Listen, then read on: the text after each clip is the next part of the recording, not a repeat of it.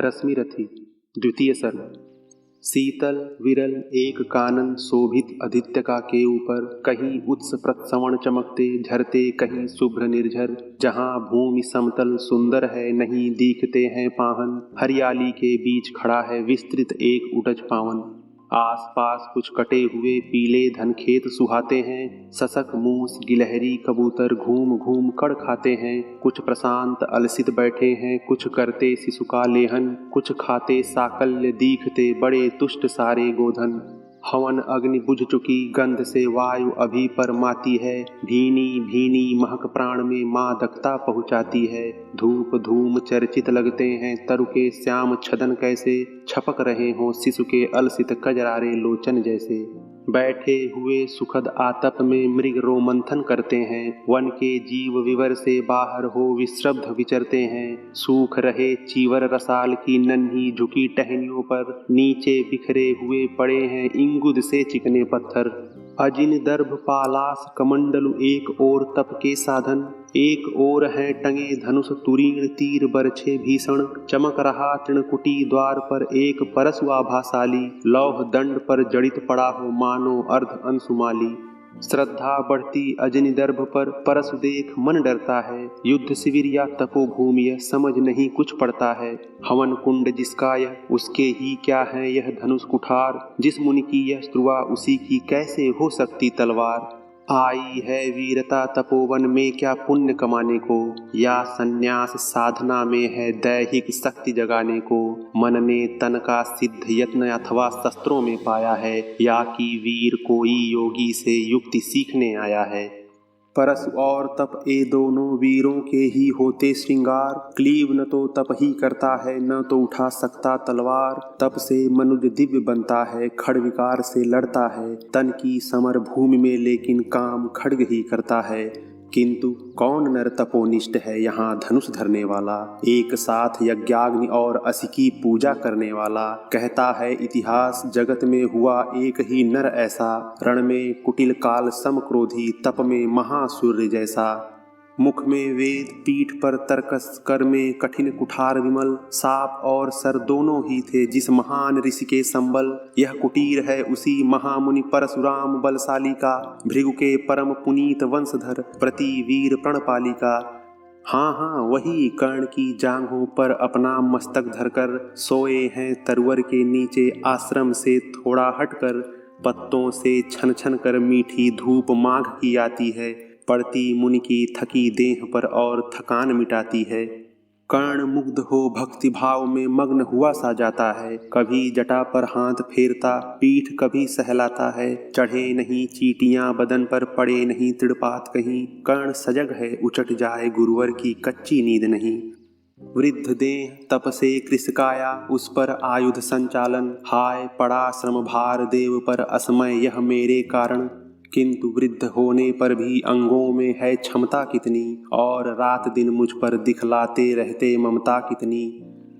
कहते हैं ओ वत्स तुष्टिकर भोग न तू यदि खाएगा, मेरे शिक्षण की कठोरता को कैसे सह पाएगा। अनुगामी यदि बना कहीं तू, खान पान में भी मेरा सूख जाएगा लहू, बचेगा हड्डी भर ढांचा तेरा। जरा सोच कितनी कठोरता से मैं तुझे चलाता हूँ, और नहीं तो एक पाव दिन भर में लहू जलाता हूँ। इसकी पूर्ति कहाँ से होगी बना अगर तू सन्यासी। इस प्रकार तो चबा जाएगी तुझे भूख सत्यानाशी। पत्थर सी हो मांसपेशियां लोहे से भुजदंड अभय, नस नस में हो लहर आग की तभी जवानी पाती जय। विप्र हुआ तो क्या रखेगा रोक अभी से खाने पर, कर लेना घनघोर तपस्या वय चतुर्थ के आने पर। ब्राह्मण का है धर्म त्याग, पर क्या बालक भी त्यागी हूँ। जन्म साथ सिलोच्च वृत्ति के ही क्या वे अनुरागी हूँ। क्या विचित्र रचना समाज की, गिरा ज्ञान ब्राह्मण घर में। मोती बरसा वैश्य वेश में, पड़ा खड्ग क्षत्रिय कर में। खड्ग बड़ा उद्धत होता है, उद्धत होते हैं राजे। इसीलिए तो सदा बजाते रहते वे रण के बाजे। और करे ज्ञानी ब्राह्मण क्या, असिविहीन मन डरता है। राजा देता मान, भूप का वह भी आदर करता है। सुनता कौन कहाँ ब्राह्मण की, करते सब अपने मन की। डुबो रही सोनित में भू को, भूपों की लिप्सा रण की, और रण भी किस लिए, नहीं जग से दुख दैन्य भगाने को, पर शोषक पथभ्रांत मनुज को नहीं धर्म पर लाने को। रण केवल इसलिए कि राजे और सुखी हों मानी हों, और प्रजाएं मिले उन्हें वे और अधिक अभिमानी हों। रण केवल इसलिए कि वे कल्पित अभाव से छूट सकें, बढ़े राज्य की सीमा जिससे अधिक जनों को लूट सकें। रण केवल इसलिए कि सत्ता बढ़े नहीं पत्ता डोले, भूपों के विपरीत न कोई कहीं कभी कुछ भी बोले। ज्यों ज्यों मिलती विजय अहम नरपति का बढ़ता जाता है, और जोर से वह समाज के सिर पर चढ़ता जाता है। अब तो है यह हाल कि जो कुछ है वह राजा का बल है। ब्राह्मण खड़ा सामने केवल लिए शंख गंगा जल है। कहाँ तेज ब्राह्मण में अविवेकी राजा को रोक सके, धरे कुपथ पर जभी पांव वह तत्क्षण उसको टोक सके। और कहे भी तो ब्राह्मण की बात कौन सुन पाता है, यहाँ रोज राजा ब्राह्मण को अपमानित करवाता है। चलती नहीं यहाँ पंडित की, चलती नहीं तपस्वी की, जय पुकारती प्रजा रात दिन राजा जय यशस्वी की। सिर था जो सारे समाज का वही अनादर पाता है, जो भी खिलता फूल भुजा के ऊपर चढ़ता जाता है। चारों ओर लोभ की ज्वाला, चारों ओर भोग की जय, पाप भार से दबी धसी जा रही धरा पल पल निश्चय। जब तक भोगी भूप प्रजाओं के नेता कहलाएंगे, ज्ञान त्याग तप नहीं श्रेष्ठता का जब तक पद पाएंगे। असन वसन से हीन दीनता में जीवन धरने वाले, सहकर भी अपमान मनुजता की चिंता करने वाले। कवि कोविद विज्ञान विशारद कलाकार पंडित ज्ञानी, कनक नहीं कल्पना ज्ञान उज्ज्वल चरित्र के अभिमानी। इन विभूतियों को जब तक संसार नहीं पहचानेगा, राजाओं से अधिक पूज्य जब तक वह इन्हें न मानेगा, तब तक पड़ी आग में धरती इसी तरह अकुलाएगी। चाहे जो भी करे दुखों से छूट नहीं वह पाएगी। थकी जीभ समझाकर गहरी लगी ठेस अभिलाषा को, भूप समझता नहीं और कुछ छोड़ खड्ग की भाषा को। रोक टोक से नहीं सुनेगा नृप समाज अविचारी है, ग्रीवाहर निष्ठुर कुठार का यह मदांध अधिकारी है। इसीलिए तो मैं कहता हूँ अरे ज्ञानियों खड्ग धरो, हर न सका जिसको कोई भी भूखा वह तुम त्रास हरो।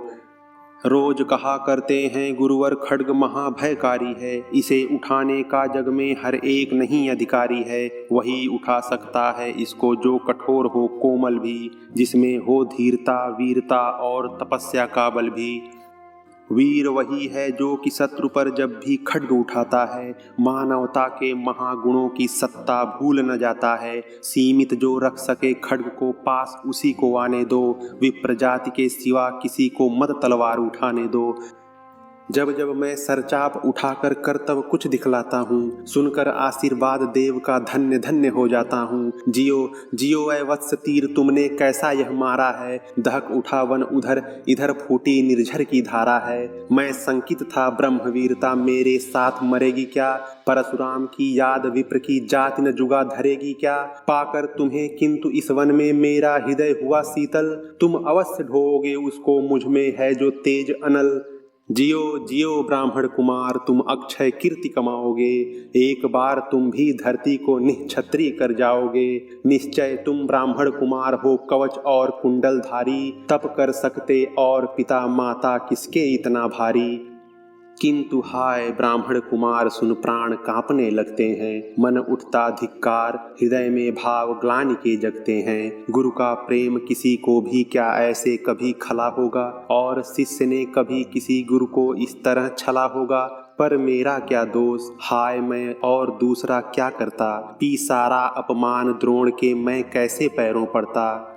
और पांव पड़ने से भी क्या गूढ़ ज्ञान सिखलाते वे, एकलव्य सा नहीं अंगूठा क्या मेरा कटवाते वे।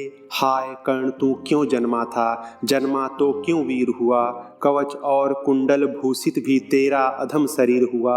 धस जाए वह देश अतल में, गुण की जहाँ नहीं पहचान, जाति गोत्र के बल से ही आदर पाते हैं जहाँ सुजान। नहीं पूछता है कोई तुम व्रती वीर या दानी हो, सभी पूछते सिर्फ यही तुम किस कुल के अभिमानी हो। मगर मनुज क्या करे जन्म लेना तो उसके हाथ नहीं, चुनना जाति और कुल अपने बस की तो बात नहीं। मैं कहता हूँ अगर विधाता नर को मुट्ठी में भरकर कहीं छींट दे ब्रह्मलोक से ही नीचे भूमंडल पर, तो भी विविध जातियों में ही मनुज यहाँ आ सकता है। नीचे हैं क्यारियां बनी तो बीज कहाँ जा सकता है। कौन जन्म लेता किस कुल में, आकस्मिक ही है यह बात। छोटे कुल पर किंतु यहाँ होते तब भी कितने आघात। हाय जाति छोटी है तो फिर सारे हमारे गुण छोटे, जाति बड़ी तो बड़े बने वे रहे लाख चाहे खोटे। गुरु को लिए कर्ण चिंतन में था जब मग्न अचल बैठा, तभी एक विषकीट कहीं से आसन के नीचे बैठा। वज्रदंश वह लगा कर्ण के उर को कुतर कुतर खाने, और बनाकर छिद्र मास में मंद मंद भीतर जाने। कर्ण विकल हो उठा दुष्ट भौरे पर हाथ धरे कैसे, बिना हिलाए अंग कीट को किसी तरह पकड़े कैसे। पर भीतर उस धसे कीट पर हाथ नहीं जा सकता था, बिना उठाए पांव शत्रु को कर्ण नहीं पा सकता था। किंतु पांव के हिलते ही गुरुवर की नींद उचट जाती। सहम गई यह सोच कर्ण की भक्तिपूर्ण विह्वल छाती। सोचा उसने अतः कीट यह पिए रक्त पीने दूंगा, गुरु की कच्ची नींद तोड़ने का पर पाप नहीं लूंगा। बैठा रहा अचल आसन से कर्ण बहुत मन को मारे, आह निकाले बिना सील सा सहनशीलता को धारे। किंतु लहू की गर्म धार जो सहसा आन लगी तन में, परशुराम जग पड़े रक्त को देख हुए विस्मित मन में। कर्ण झपट कर उठा इंगितों में गुरु से आज्ञा लेकर, बाहर किया कीट को उसने छत में से उंगली देकर। परशुराम बोले शिव शिव तूने यह की मूर्खता बड़ी, सहता रहा अचल जाने कब से ऐसी वेदना कड़ी।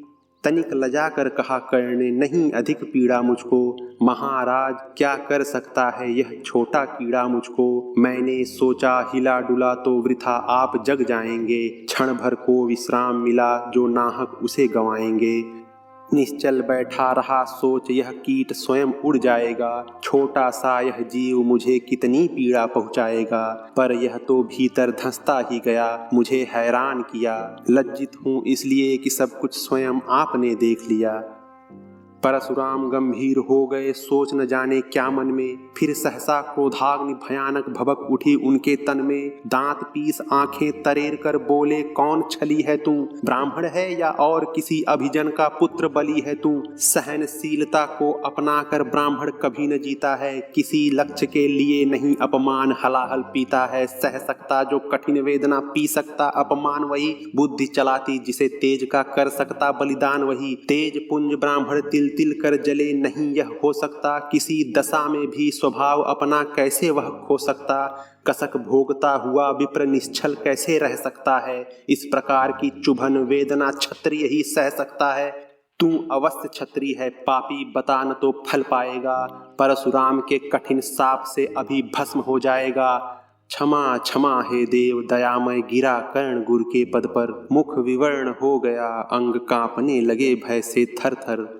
सूत पुत्र मैं शूद्र कर्ण हूँ, करुणा का अभिलाषी हूँ। जो भी हूँ पर देव आपका अनुचर अंतयवासी हूँ। छली नहीं मैं हाय, किंतु छल का ही तो यह काम हुआ। आया था विद्या संचय को, मगर व्यर्थ बदनाम हुआ।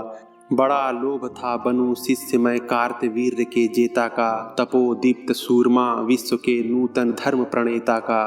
पर शंका थी मुझे सत्य का पता अगर पा जाएंगे, महाराज मुझ सूत पुत्र को कुछ भी नहीं सिखाएंगे। बता सका मैं नहीं इसी से प्रभो जाति अपनी छोटी, करें देव विश्वास भावना और न थी कोई खोटी। पर इतने से भी लज्जा से हाय गढ़ा सा जाता हूँ, मारे बिना हृदय में अपने आप मरा सा जाता हूँ। छल से पाना मान जगत में किलविस है, मल ही तो है। ऊंचा बना आपके आगे सचमुच यह छल ही तो है। पाता था सम्मान आज तक दानी व्रती बलि होकर, अब जाऊंगा कहाँ स्वयं गुरु के सामने छली होकर। करें भस्म ही मुझे देव, सम्मुख है मस्तक नत मेरा। एक कसक रह गई नहीं पूरा जीवन का व्रत मेरा। गुरु की कृपा साप से जलकर अभी भस्म हो जाऊंगा, पर मदांध अर्जुन का मस्तक देव कहाँ मैं पाऊंगा। यह तृष्णा यह विजय कामना मुझे छोड़ क्या पाएगी, प्रभु अतृप्त वासना मरे पर भी मुझको भरमाएगी। दुर्योधन की हार देवता कैसे सहन करूँगा मैं। अभय देख अर्जुन को मरकर भी तो रोज मरूंगा मैं। परशुराम का शिष्य कर्ण पर जीवन दान न मांगेगा। बड़ी शांति के साथ चरण को पकड़ प्राण निज त्यागेगा। प्रस्तुत हूँ दे साप किंतु अंतिम सुख तो यह पाने दे। इन्हीं पाद पद्मों के ऊपर मुझको प्राण गंवाने दे। लिपट गया गुरु के चरणों से विकल कर्ण इतना कहकर। 2 कणिकाएं गिरी अश्रु की गुरु की आंखों से बहकर। बोले हाय कर्ण तू ही प्रतिभट अर्जुन का नामी है। निश्चल सखा धार्त राष्ट्रों का विश्व विजय का कामी है। अब समझा किस लिए रात दिन तू वैसा श्रम करता था। मेरे शब्द शब्द को मन में क्यों सीपी सा धरता था। देखे अगणित शिष्य द्रोण को भी कर्तव्य कुछ सिखलाया। पर तुझसा जिज्ञासु आज तक कभी नहीं मैंने पाया। तूने जीत लिया था मुझको निज पवित्रता के बल से। क्या था पता लूटने आया है कोई मुझको छल से। किसी और पर नहीं किया वैसा स्नेह मैं करता था। सोने पर भी धनुर्वेद का ज्ञान कान में भरता था। नहीं किया कार्पण्य दिया जो कुछ भी था मेरे पास रतन। तुझ में निज को सौंप शांत हो अभी अभी प्रमुदित था मन। पापी बोल अभी भी मुख से तू न सूत रस चालक है। परशुराम का शिष्य विक्रमी विप्रवंश का बालक है। सूत वंश में मिला सूर्य सा कैसे तेज प्रबल तुझको। किसने लाकर दिए कहाँ से कवच और कुंडल तुझको। सुत सा रखा जिसे उसको कैसे कठोर हो मारूं मैं। जलते हुए क्रोध की ज्वाला लेकिन कहाँ उतारूं मैं। पद पर बोला कर्ण दिया था जिसको आंखों का पानी। करना होगा ग्रहण उसी को अनल आज हे गुरु ज्ञानी। बरसाई ये अनल आंखों से सिर पर उसे संभालूंगा। दंड भोग जलकर मुनि सत्तम छल का पाप छुड़ा लूंगा। परशुराम ने कहा कर्ण तू भेद नहीं मुझको ऐसे। तुझे पता क्या सता रही है मुझको असमंजस कैसे। पर तूने छल किया दंड उसका अवश्य ही पाएगा। परशुराम का क्रोध भयानक निष्फल कभी न जाएगा। मान लिया था पुत्र इसी से प्राण दान तो देता हूँ। पर अपनी विद्या का अंतिम चरम तेज हर लेता हूँ। सिखलाया ब्रह्मास्त्र तुझे जो काम नहीं वह आएगा। है यह मेरा साप समय पर उसे भूल तू जाएगा। कर्ण विकल हो खड़ा हुआ कह हाय किया यह क्या गुरुवर। दिया साप अत्यंत निदारुण लिया नहीं जीवन क्यों हर। वर्षों की साधना साथ ही प्राण नहीं क्यों लेते हैं। अब किस सुख के लिए मुझे धरती पर जीने देते हैं।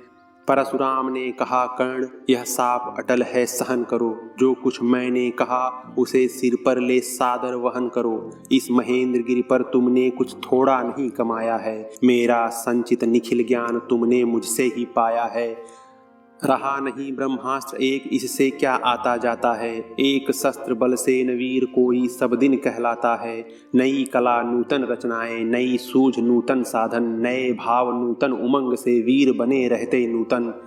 तुम तो स्वयं दीप्त पौरुष हो कवच और कुंडलधारी। इनके रहते तुम्हें जीत पाएगा कौन सुभट भारी। अच्छा लो वर भी कि विश्व में तुम महान कहलाओगे। भारत का इतिहास कीर्ति से और धवल कर जाओगे। अब जाओ लो विदा वत्स कुछ कड़ा करो अपने मन को। रहने देते नहीं यहाँ पर हम अभिशप्त किसी जन को। हाय छीनना पड़ा मुझी को दिया हुआ अपना ही धन। सोच सोच यह बहुत विकल हो रहा नहीं जाने क्यों मन। व्रत का पर निर्वाह कभी ऐसे भी करना होता है। इस कर से जो दिया उसे उस कर से हरना होता है। अब जाओ तुम कर्ण कृपा करके मुझको निसंग करो। देखो मत यूं सजल दृष्टि से व्रत मेरा मत भंग करो। आह बुद्धि कहती कि ठीक था जो कुछ किया परंतु हृदय मुझसे कर विद्रोह तुम्हारी मना रहा जाने क्यों जय। अनायास गुणशील तुम्हारे मन में उगते आते हैं। भीतर किसी अश्रु गंगा में मुझे बोर नहलाते हैं। जाओ जाओ कर्ण मुझे बिल्कुल असंग हो जाने दो। बैठ किसी एकांत कुंज में मन को स्वस्थ बनाने दो।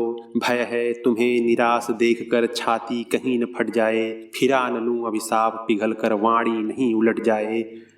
इस प्रकार कह परशुराम ने फिरा लिया आनन अपना, जहाँ मिला था वहीं कर्ण का बिखर गया प्यारा सपना। छूकर उनका चरण कर्ण ने अर्घ अश्रु का दान किया, और उन्हें जी भर निहार कर मंद मंद प्रस्थान किया। परशुधर के चरण की धूलि लेकर, उन्हें अपने हृदय की भक्ति देकर, निराशा से विकल टूटा हुआ सा, किसी गिरिशृंग से छूटा हुआ सा, चला खोया हुआ सा कर्ण मन में, कि जैसे चांद चलता हो गगन में।